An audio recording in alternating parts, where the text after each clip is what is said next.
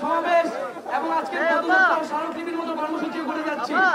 আমরা স্পষ্টভাবে বলতে চাই যে কঠোর কর্মসূচির মাধ্যমে জনদুর্ভোগ করা আমাদের উদ্দেশ্য নয়, কিন্তু এখন পর্যন্ত আমরা সরকারের পক্ষ থেকে কোনো আশ্বাস পাচ্ছি না। সরকারের কোনো কি উদ্দেশ্য সেটা আমাদের কাছে স্পষ্ট হচ্ছে না। যেখানে মহামান্য আদালতও নির্দেশ দিয়েছেন সরকার চাইলে কোনটা পরিবর্তন করতে পারে, এবং যেখানে আমরা বলছি যে 18 সালের পরিবর্তন নয়, সকল মিলেই কোটা সংস্কারের যে এখতিয়ার সেটি কেবল সরকারেরই এখতিয়ার। এবং আমাদেরকে বলা হচ্ছে আমরা নাকি দাবি পরিবর্তন করছি, আমরা নাকি কার কাছে দাবি করবো সেটাও পরিবর্তন করছি।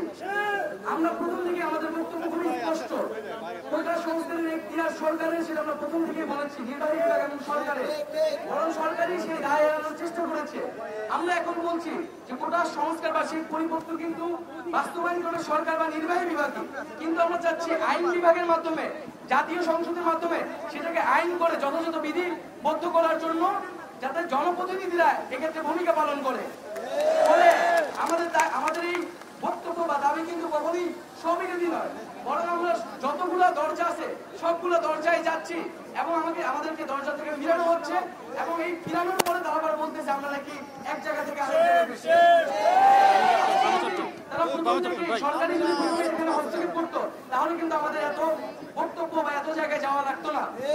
তারপরে আমরা যাচ্ছি, আজকে আমরা মহামান্য রাষ্ট্রপতির কাছে এসেছি রাষ্ট্রের অভিভাবক হিসেবে। আমরা চাচ্ছি সরকারের কাছ থেকে যেহেতু আমরা আশ্বাস পাচ্ছি না, আমরা চাই তিনি হস্তক্ষেপ করে জাতীয় সংসদে আমাদের যে এক দফা দাবি, সেই এক দফা দাবির প্রেক্ষিতে আইন পাস করতে ভূমিকা রাখবেন এবং প্রয়োজনে জরুরি অধিবেশন আহ্বান করবেন। আমরা এই ক্ষেত্রে আমাদের স্মারকলিপিতে আমরা মহামান্য রাষ্ট্রপতির কাছে 24 ঘন্টার জন্য একটি সুপারিশ করেছি যে আগামী 24 ঘন্টার মধ্যে আমরা চাই সংসদে অধিবেশন ডেকে সেটার আইন পাশের জন্য কার্যকর ব্যবস্থা নেওয়া হোক অথবা অধিবেশন আহ্বান করা হোক। আমরা আগামী 24 ঘন্টার মধ্যে এই দৃশ্যমান পদক্ষেপ দেখতে চাই, এবং আমাদের মধ্যে আমাদেরকে দমন করার জন্য প্রমাণ করে দিয়েছি।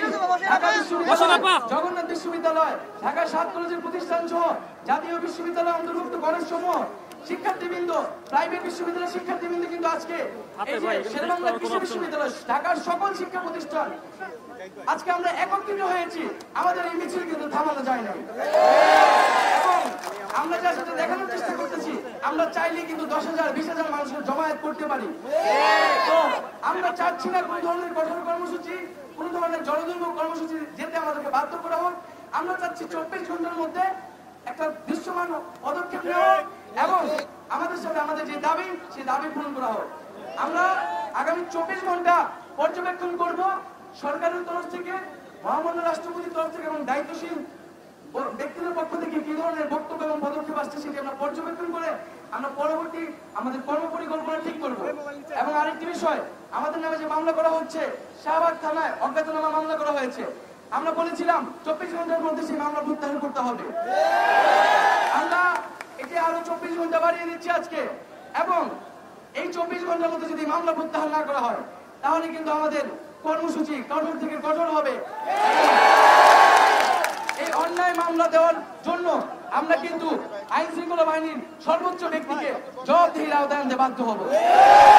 বন্ধুগণ, আজকের কর্মসূচিতে যারা এই রৌদ্র বৃষ্টি ঝড়ে এসেছেন সবাইকে ধন্যবাদ জানাচ্ছি, আমাদের বোনেদের ধন্যবাদ জানাচ্ছি, এবং আমরা এখান থেকে আমাদের জগন্নাথ বিশ্ববিদ্যালয়ের শিক্ষার্থীবৃন্দ যারা, তারা এখান থেকে তাঁতিবাজার হয়ে তাদের ক্যাম্পাসে ফেরত যাবেন সুশৃঙ্খলভাবে মিছিল করে, এবং ঢাকা বিশ্ববিদ্যালয় সহ ঢাকা কলেজ, ইডেন কলেজ সহ অন্যান্য যে শিক্ষা প্রতিষ্ঠানগুলো রয়েছে আমরা তারা একত্রে মিছিল নিয়ে সচিবালয় হয়ে, দোয়েল চত্বর হয়ে আমাদের ঢাকা বিশ্ববিদ্যালয় ক্যাম্পাসে প্রবেশ করব।